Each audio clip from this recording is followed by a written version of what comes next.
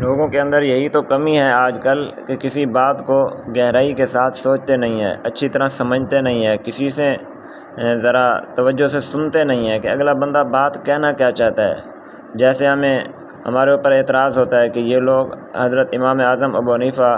رحمۃ اللہ علیہ کو بڑا عالم سمجھتے ہیں اور معاذ اللہ محمد رسول اللہ صلی اللہ علیہ وسلم کو چھوٹا عالم سمجھتے ہیں۔ یہ ایک اعتراض ہے ہم پر، اور اعتراض کرنے والا جو ہے وہ حقیقت میں توجہ کے ساتھ ہماری بات سنتا نہیں ہے۔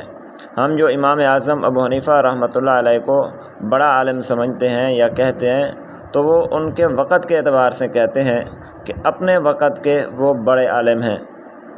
اور امام اعظم ابو حنیفہ رحمۃ اللہ علیہ کے ساتھ خود عالم کا لفظ جو ہم لگاتے ہیں، آپ تو بڑے عالم کی بات کر رہے ہیں، ہم صرف عالم کا لفظ بھی اگر لگاتے ہیں تو اس وجہ سے لگاتے ہیں کہ امام اعظم ابو حنیفہ رحمۃ اللہ علیہ محمد رسول اللہ صلی اللہ علیہ وسلم کے علم کو جانتے تھے۔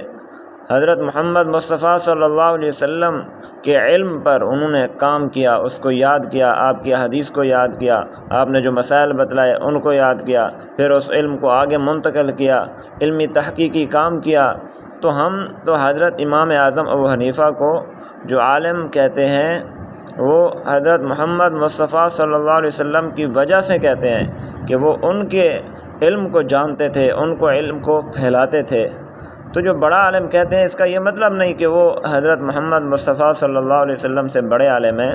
بلکہ آپ صلی اللہ علیہ وسلم کا علم جو اللہ نے انہیں عطا فرمایا ہے، کائنات میں سب سے زیادہ علم ہے اللہ کے بعد۔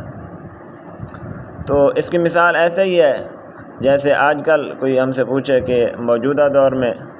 آج کل ہم سے کوئی پوچھے کہ بڑا عالم کون ہے، ایسے مختصر الفاظ میں پوچھے، تو پوچھنے والے کا بھی بتانے والے کا بھی مقصد یہی ہوتا ہے کہ موجودہ دور میں کون بڑا عالم ہے۔ پوچھنے والے کا ذہن بھی یہ صاف ہوتا ہے، بتانے والے کا بھی، کہ اس کا موازنہ حضرت محمد رسول اللہ صلی اللہ علیہ وسلم سے نہیں کیا جا رہا، بلکہ موجودہ دور میں پوچھا جا رہا ہے کہ کون بڑا عالم ہے، تو ہم جواب دیں گے اس وقت سب سے بڑے عالم جو ہیں حضرت مولانا مفتی محمد تقی عثمانی صاحب ہیں، جن کو شیخ الاسلام بھی اسی لیے کہا جاتا ہے کہ وہ علماء سے، اس دور کے علماء سے زیادہ علم رکھتے ہیں۔ کسی علم میں کوئی عالم اگر زیادہ علم رکھتا ہے، زیادہ مہارت رکھتا ہے، تو وہ ایک انفرادی علوم ہوتے ہیں، لیکن حضرت مولانا مفتی تقی عثمانی صاحب دامت برکاتہم العالیہ، ان کو اللہ رب العزت نے حدیث کا بھی علم بہت زیادہ دیا، حدیث اور فقہ کا بھی بہت زیادہ علم دیا، تفسیر کا بھی بہت زیادہ علم دیا، اور اس کے علاوہ عربی لغت، پھر ان علوم کو بیان کرنے کے لیے،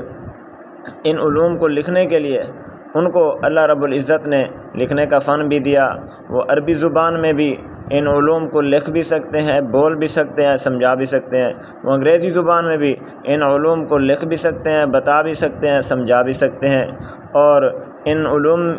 سے متعلقہ جو سوالات ہیں، جس طرح کا بھی سوال ہو، اس کے جوابات وہ موجودہ دور کی بڑی بڑی جو زبانیں ہیں، مشہور زبانیں، ان کے اندر وہ بتا سکتے ہیں۔ تو ان کو بھی اگر ہم کہہ دیں کہ وہ بڑے عالم ہیں، تو یہی مطلب ہوگا کہ وہ موجودہ دور کے اعتبار سے بڑے عالم ہیں۔ باقی سب سے بڑے عالم حضرت محمد رسول اللہ صلی اللہ علیہ وسلم ہیں۔ تو جو بھی عالم آج کے دور کا ہے، آپ صلی اللہ علیہ وسلم کے علم کا ذرہ بھی جس کو ملتا گیا، تو ہم اس کے ساتھ عالم کا لفظ لگاتے گئے۔ اصل نسبت اور وجہ حضرت محمد رسول اللہ صلی اللہ علیہ وسلم ہے۔ اللہ تعالی ہمیں سمجھنے کی توفیق نصیب فرمائے۔